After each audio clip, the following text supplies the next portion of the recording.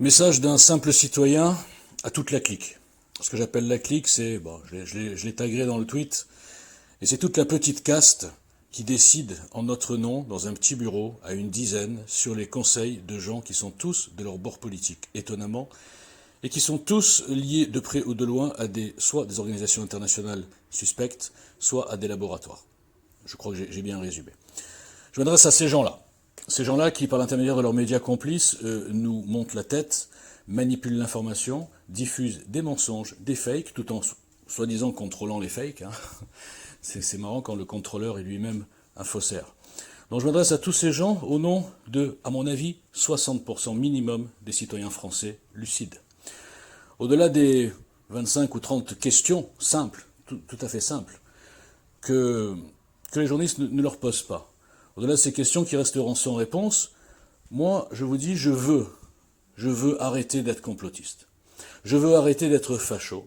Je veux arrêter d'être fasciste, populiste. Je veux arrêter tous les istes de la Terre. Si on apporte des réponses logiques à tout ce qui se passe depuis janvier 2020. Et là, moi, et tous les gens qui pensent comme moi, eh ben, on arrêtera d'être complotiste. Et on deviendra de bons moutons qui comprenons les décisions de notre gouvernement compétent, légitime, pas du tout corrompu, pas du tout mouillé, pas du tout dans le cadre d'une opération mondiale, pas du tout du tout. Là, on obéira tranquillement. Quand les gens ne comprennent pas, quand c'est flou, je vais citer, c'est qu'il y a un loup. Et depuis janvier, c'est hyper flou. On n'a jamais vu un truc aussi flou. Hein. Des manipulations, on en a déjà avalé. Des Benalla, des migrants qui sauvent des enfants, des Notre-Dame, enfin bref, il y a beaucoup de choses. Des attentats bizarres qui tombent à des moments cruciaux, hein, avec des gens qui entendent des voix. Bref, je ne veux pas polémiquer. Mais sur le Covid, ce qui est une première, c'est que c'est mondial. Quasi mondial, surtout dans les pays qui sont dirigés par les socialo-progressistes. Étonnamment. Et où les lobbies OMS, enfin bon, je ne vais pas tout mélanger, sont assez puissants. Bon, nous n'aurons aucune réponse. N'espérez pas, chers concitoyens, nous avons une bande d'escrocs. Maintenant, c'est évident. Ça ne peut pas être que de l'incompétence.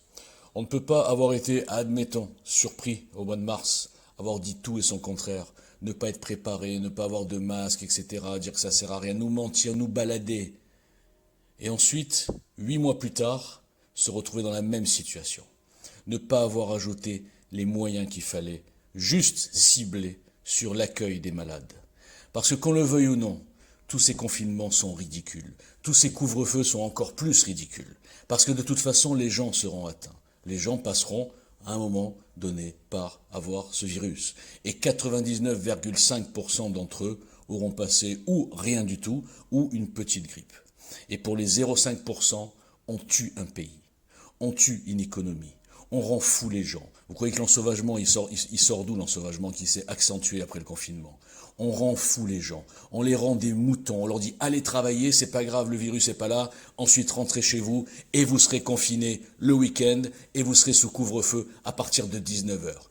Et ce qui me tue le plus, c'est que les forces de l'ordre obéissent à ces ordres complètement délirants d'une caste qui n'écoute pas, comme je l'ai déjà dit, comme j'ai des milliards de témoignages, qui n'écoute pas les gens qui sont sur le terrain, et qui n'écoute pas les médecins, qui sont entre eux dans leur idéologie. Je ne sais pas quel est leur but, mais ils sont en train de nous assassiner, au sens propre comme au figuré. Ça pète de partout. Même dans toutes les familles, il y aura des chômeurs en plus. Moi, j'ai ma fille aujourd'hui. Je viens d'apprendre que ma fille, elle va être licenciée dans un plan social, puisque évidemment, elle travaille dans l'événementiel. Je ne vais pas vous raconter ma vie. Donc voilà, ma fille au chômage, mais c'est pas fini. J'en ai 3 dans mon entourage très proche qui perdent leur boulot. Tout ça pourquoi? Pour 70, 80 morts. Parce qu'on a peur de ne pas pouvoir soigner. Mais pendant 8 mois, cette bande de chacals, j'ai plus de mots là, ils ont rien fait pendant 8 mois. Ils ont mis aucun moyen dans la santé. Ils ont dépensé des milliards à payer du chômage partiel, à donner des primes à tout le monde au lieu de laisser le pays normal et les gens être contaminés et être soignés, puisqu'il y a des traitements. Je ne sais pas où ils veulent nous emmener. Vous savez qu'une des façons de gérer le troupeau, c'est de semer la peur, de faire monter la panique, et chaque élément du troupeau ne peut plus réfléchir. Il part au plus pressé, et une foule en panique, on a déjà vu ça dans plein d'occasions, les gens sont prêts à écraser le mec d'à côté, ils sont prêts à tuer n'importe qui pour sortir en courant, etc. Ce que je veux dire par là, c'est que une foule en panique et un peuple en panique, un peuple à qui on injecte depuis exactement 9 mois le stress, la peur, où on fait tout pour augmenter, soi-disant, le danger de ce virus, les conséquences de ce virus, etc., il ne réfléchit plus. Maintenant, si on fait un arrêt sur image, on essaye de prendre un peu de hauteur, et on se dit, de quoi on parle depuis le début? On parle d'un virus dont on ne connaît toujours pas la vraie source. Certains ont des pistes, moi aussi. Mais en tout cas, c'est pas clair du tout. L'histoire du pangolin, machin, bon bref, on va pas revenir là-dessus. Ne polémiquons pas, ne soyons pas complotistes. Néanmoins, on connaît son taux de mortalité, à peu de choses près. On sait que c'est 0,5%. On connaît son taux de dangerosité, si j'ose dire.